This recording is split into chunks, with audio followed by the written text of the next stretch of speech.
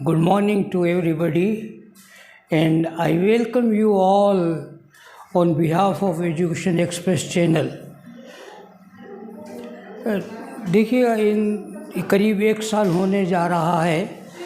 मार्च में हमारे लॉकडाउन शुरू होता कोरोना महामारी की वजह से, और उससे एजुकेशन बड़ी प्रभावित हुई। इतनी प्रभावित हुई कि स्टूडेंट और टीचर का आपस का रिलेशन टीचिंग और टॉट का था, वो करीब करीब टूट सा गया। और ऐसी स्थिति में जो बच्चे पढ़ने वाले हैं उनके सामने ये विकट समस्या पैदा हो गई कि उनको गाइडेंस प्रॉपर कहाँ से और कैसे प्राप्त हो। इस कमी को पूरा करने के लिए हमने अपना एक एजुकेशन एक्सप्रेस चैनल के नाम से एक प्लेटफॉर्म लॉन्च किया है, और जिसमें आपको एजुकेशन की जो आपके कोर्स से रिलेटेड बातें हैं वो सारी इसमें डिस्कस की जाएंगी। हम आगे बढ़ें उससे पहले ये मुनासिब होगा कि मेरा परिचय आपको प्राप्त हो जाए। मैं बीपी लोट 1972 में कॉलेज लेक्चररशिप में आया और राजस्थान के डिफरेंट कॉलेजेस में एज लेक्चरर अकाउंटेंसी का काम किया 35 इयर्स तक। फिर उसके बाद मेरा प्रमोशन हो गया एज प्रिंसिपल, और मैं राजस्थान में डिफरेंट कॉलेजेस में प्रिंसिपल के रूप में काम करते हुए रिटायर हो गया। परंतु रिटायर गवर्नमेंट सर्विस से हुआ हूँ, टीचिंग से नहीं। अभी भी मैं टीचिंग से जुड़ा हुआ हूँ, कोचिंग क्लासेस के रूप में, बुक राइटिंग के रूप में, और बच्चों से मिलने जुलने गाइडेंस के रूप में मैं उनसे लगातार संपर्क में रहा हूँ। और इस तरह से करीब 40-42 साल हो गए हैं एक तरह से मुझे टीचिंग प्रोफेशन में काम करते हुए। और इसी बीच मेरा गवर्नमेंट में डेपुटेशन हुआ OTS में, और OTS में भी मैंने ट्रेनिंग देने का काम किया गवर्नमेंट ऑफिसर्स को। और ट्रेनिंग देने के साथ ही मुझे फिर मौका दिया सरकार ने, और मैं USA ट्रेनिंग के लिए गया, जहाँ पर डिफरेंट कंट्रीज़ में 16-17 कंट्रीज़ में विज़िट करने का मौका भी मिला।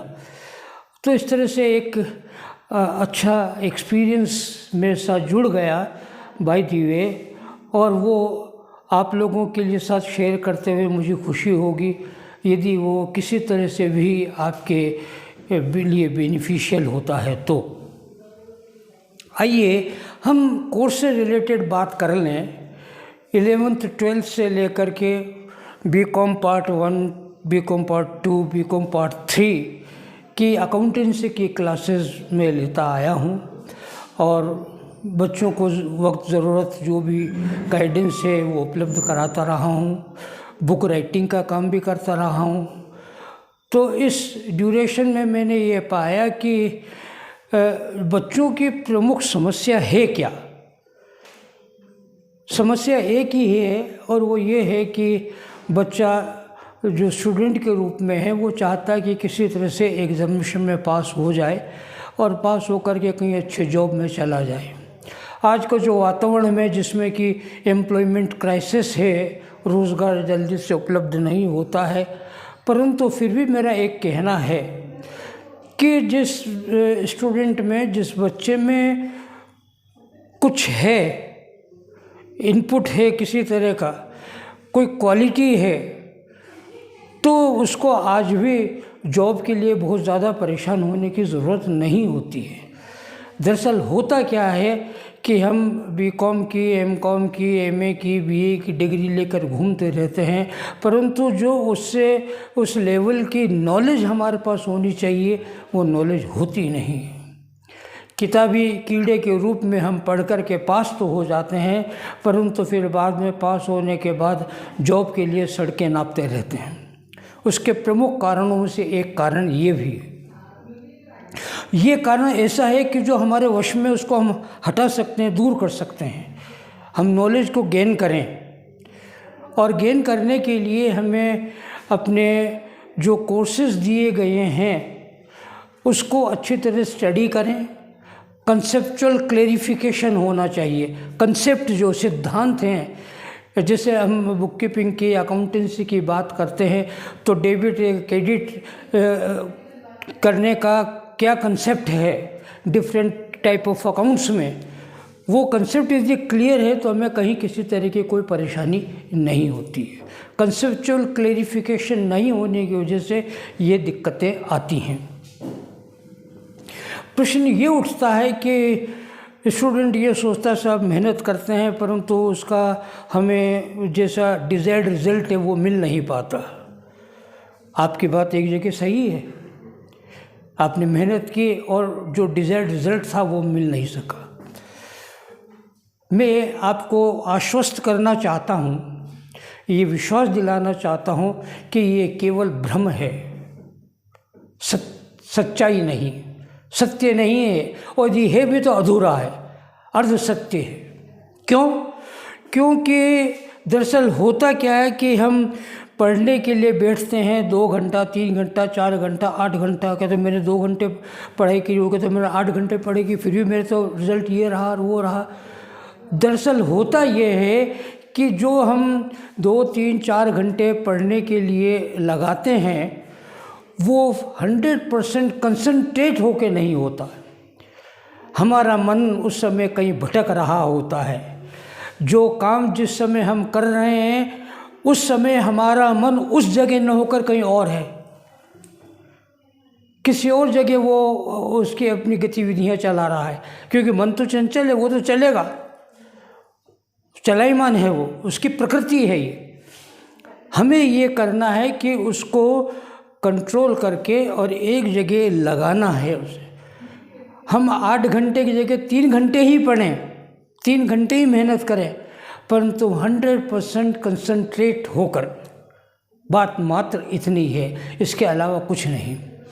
आपको शायद याद होगा, एक छोटी सी लघु कथा जहन में आ रही है, और आपको मालूम होगा कि जब राजकुमार पांडव और कौरव द्रोणाचार्य के यहाँ गुरुकुल में पढ़ रहे थे तो उनकी परीक्षा लेने के लिए द्रोणाचार्य ने एक पेड़ पर एक चिड़िया की खिलौने को रख दिया और कहा कि इस पर निशाना लगाओ, कौन लगा सकता है।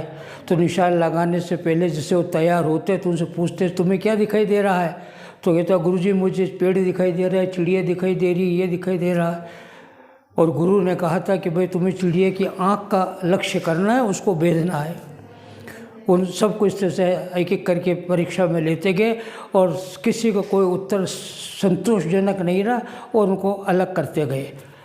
और जब अर्जुन का नंबर आया तो अर्जुन से पूछा कि तुम्हें क्या दिखाई दे रहा है, क्या पेड़ दिखाई दे रहा है? तो क्या गुरुजी नहीं। तो क्या पेड़ के पत्ते दिखाई दे रहे हैं? तो क्या गुरुजी नहीं। पेड़ की टहनियाँ दिखाई दे रही है? गुरुजी नहीं। चिड़िया दिखाई दे रही है कि गुरुजी नहीं। चिड़िया की आँख तो कहाँ, केवल मुझे गुरुजी चिड़िया की आँख दिखाई दे रही है। और जैसे ही उन्होंने अर्जुन ने ये कहा तो द्रोणाचार्य ने कहा बस तुम ही एकमात्र मेरे शिष्य हो जो इस परीक्षा में उत्तीर्ण हुए हो। तो इसका मात्र इस लघु कथा का एक ही सारांश है कि जो आपको काम करना है पूरी लगन और पूरे कंसंट्रेशन से, ध्यान से करना है। एक छोटा सा एक एग्जाम्पल और आपके सामने रखता हूँ, और वो ये कि आपने देखा कि सूर्योदय होता है तो चारों तरफ प्रकाश फैल जाता है, पूरी दुनिया को प्रकाशित कर देता, दिन निकल जाता, दुनिया की सारी गतिविधियाँ शुरू हो जाती। ओके, बिल्कुल ठीक। परंतु इस प्रकाश को यदि हम किसी ज़रिए, जैसे मैग्नीफाइड ग्लास होता है उसके ज़रिए यदि किसी कागज़ पर या रुई पर रखें तो थोड़ी देर बाद उसकी तपिश से वहाँ पर आग लग जाएगी, जलने लग जाएगा रुई या कागज़। क्यों? क्योंकि सारी जो सोलर एनर्जी वो कंसंट्रेट होकर एक जगह लग गई है, एक जगह आ गई है, केंद्रित हो गई है। आप जानते हैं आजकल तो सोलर एनर्जी से पानी गर्म करने की व्यवस्था होती है, लाइट की व्यवस्था होती है, और दूसरी मशीनरी भी चलती है। वो क्या कारण है? कारण है कि ये प्रकाश के सूर्य की जो किरणें हैं उनको कंसंट्रेट करके एक जगह लगा दिया जाता है उनको, और जैसे वो एक जगह लगती हैं तो वो उसमें एनर्जी डेवलप होती है और सारे काम एनर्जी से जो होने चाहिए वो होने लग जाते हैं। तो इसलिए आपके साथ जो अधिकतर स्टूडेंट्स हैं उनके साथ दिक्कत यही है कि कंसंट्रेट पूरा नहीं हो पाता है। एक विवेकानंद का कोटेशन मुझे इस समय याद आ रहा है। विवेकानंद ने एक बार कहा था कि you all power is with in you, you can do anything everything, believe in that. तुम्हारे में वो शक्ति है जो तुम कुछ भी कर सकते हो, सब कुछ कर सकते हो, इसमें विश्वास रखो। आप में भी वो शक्ति है। फर्क इतना है कि उस शक्ति को पहचानना और शक्ति को सही जगह उचित तरीके से उपयोग करना, आप में मात्र ये कमी है। इसके अलावा कोई कमी नहीं। प्रकृति ने जो शरीर हमें दिया है, करीब करीब सभी लोगों को उसी प्रकार की सारी विशेषताएं उसमें दी हैं, सब है उसमें शरीर में। बस उसको केवल पहचानने की ज़रूरत होती है कि किस प्रकार से पहचान करके हम उसको उपयोग में ले सकते हैं। आइए हम आपको थोड़ा कोर्स के लिए ले चलते हैं और हम 11th और 12th में अकाउंटेंसी बुक कीपिंग जिसको कहते हैं उसकी क्लासेस जो हैं वो आपको इसमें मिल जाएगी हमारे ऐप पर। और उसमें ख़ास तौर से आपको पार्टनरशिप है और पार्टनरशिप के डिफरेंट पार्ट्स हैं, इंट्रोडक्शन से लेके admission, retirement, dissolution of firm etcetera, उस पर कंसंट्रेट करना है क्योंकि मैक्सिमम प्रॉब्लम जो आएंगी वो इन्हीं में से होंगी। बच्चे को परेशानी यही होगी, यही उसको गाइडेंस की ज़रूरत पड़ेगी। उसी प्रकार से जब हम आगे बढ़ते हैं बीकॉम क्लासेस की ओर, तो बीकॉम पार्ट 1 में पहुंचिएगा तो 2 पेपर्स होते हैं, एक स्टैटिस्टिक्स का और एक होता कॉस्ट अकाउंटिंग का। स्टैटिस्टिक्स एक बिल्कुल नया सब्जेक्ट है जो मैथमेटिकल बैकग्राउंड का है और आपने इससे पहले कभी पढ़ा नहीं होता। फॉर्मूले होते हैं, कैलकुलेशंस होते हैं, उसमें थोड़ी सी दिक्कत आती है, वहाँ पर गाइडेंस की ज़रूरत पड़ती है टीचर की।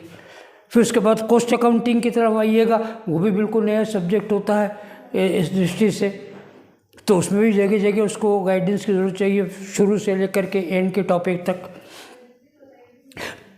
जब सेकेंड ईयर में पहुंचिएगा तो सेकेंड ईयर में कॉर्पोरेट अकाउंटिंग जो सबसे ज़्यादा परेशान करने वाला होता है, जिसमें रिकन्स्ट्रक्शन ऑफ कंपनीज है, अमलगमेशन है, एब्जॉर्प्शन है और होल्डिंग और सब्सिडरी कंपनीज़ है, इशू ऑफ शेयर्स है, फॉरफीचर ऑफ शेयर्स है।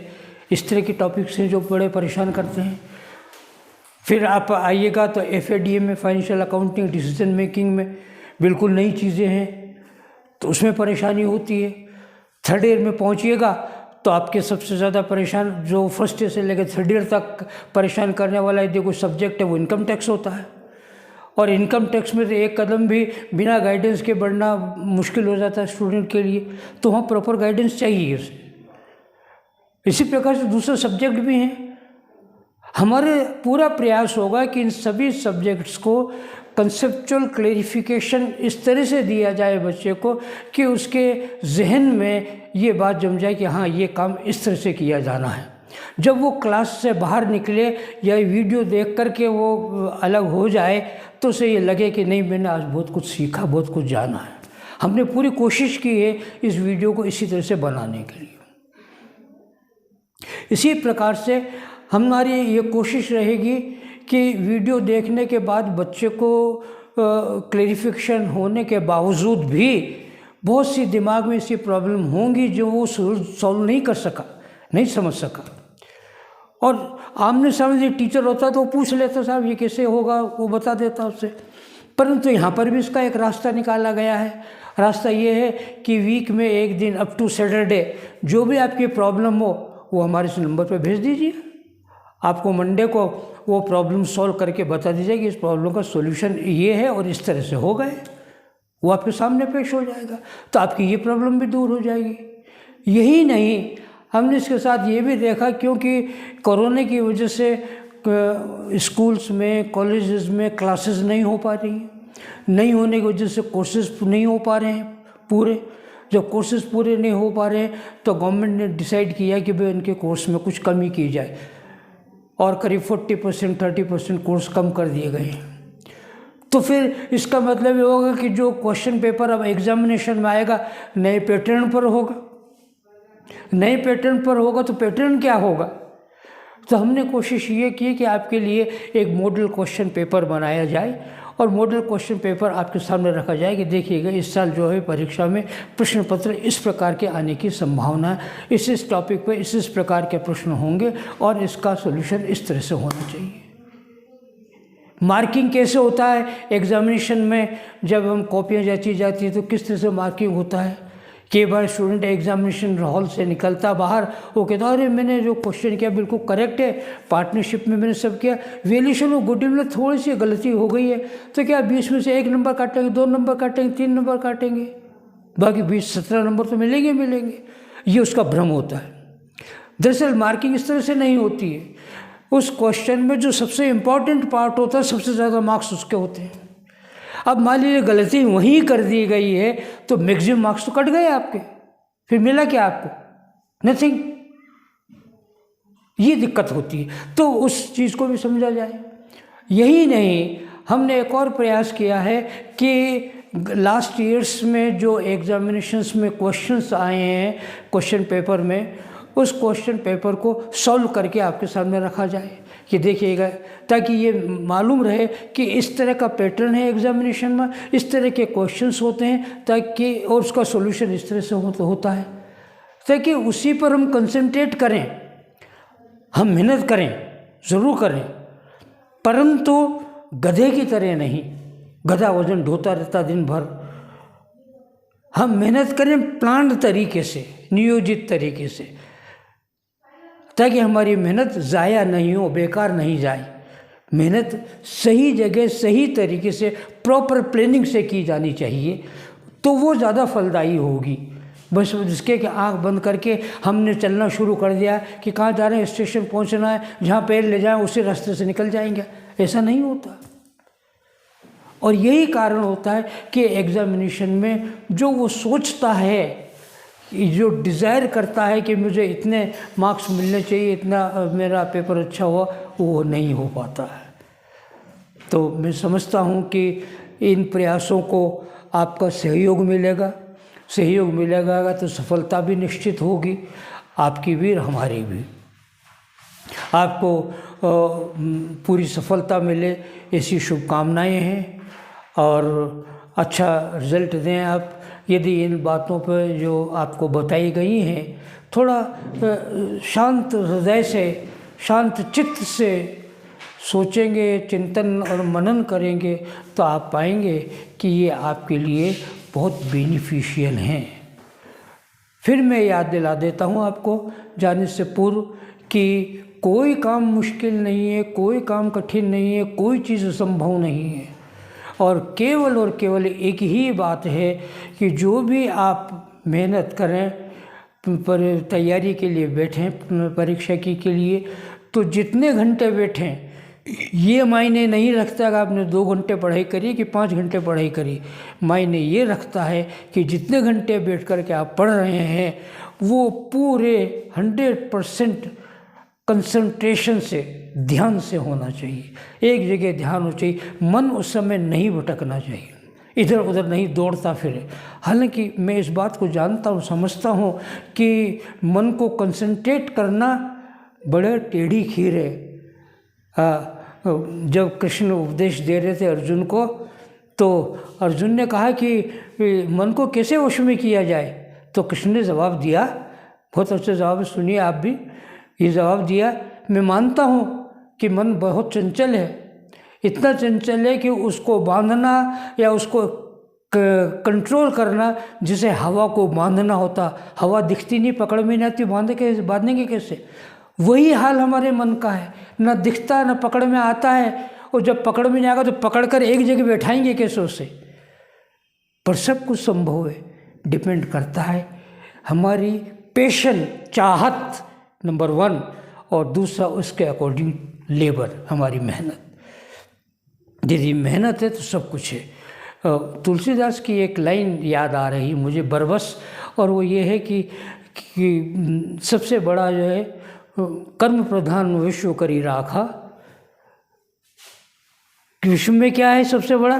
कर्म, कार्य, अपनी मेहनत, अपना परिश्रम।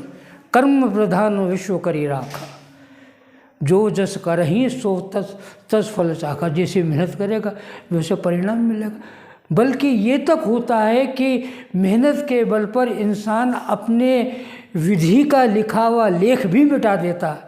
विश्वामित्र एग्जाम्पल हैं इसके, जो राजा थे।